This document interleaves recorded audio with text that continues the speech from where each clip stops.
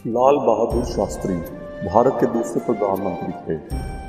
शास्त्री जी ने अपना पूरा जीवन गरीबों की सेवा में समर्पित कर दिया था।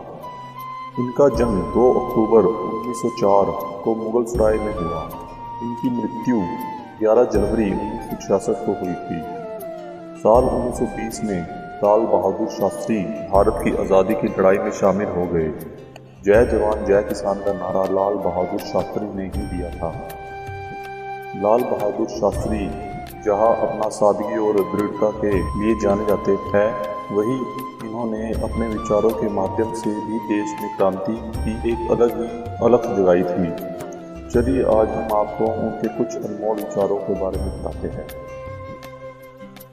लोगों को सच्चा लोकतंत्र या स्वराज कभी भी सत्य और हिंसा से प्राप्त नहीं हो सकता।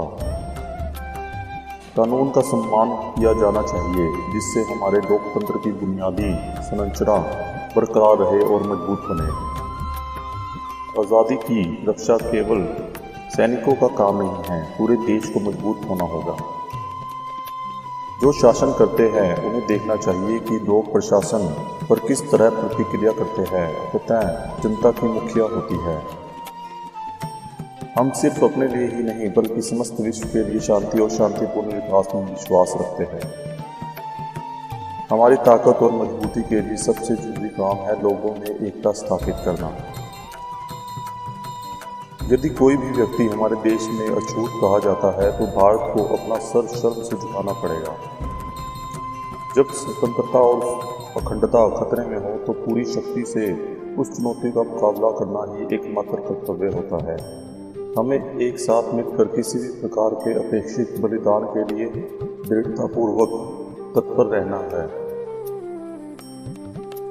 देश की तरक्की के लिए हमें आपस में लड़ने की बजाय गरीबी, बीमारी और अज्ञानता से लड़ना होगा।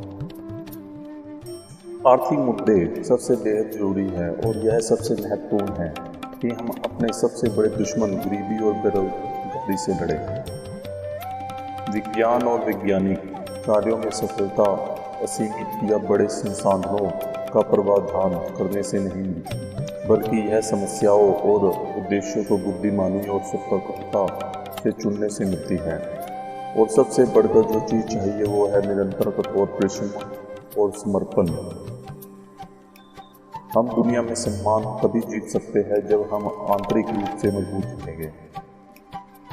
हमारे देश का रास्ता सीधा और स्पष्ट है। हमारे अपने देश में सबके लिए स्वतंत्रता और संपन्नता के साथ लोकतंत्र की स्थापना और अन्य सभी देशों के साथ मित्रता के संबंध स्थापित करना है।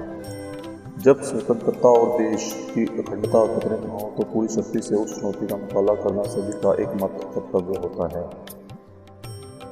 और इसके लिए किसी भी प्रकार के बलिदान के लिए भी एक साथ मिलकर तैयार रहना होगा।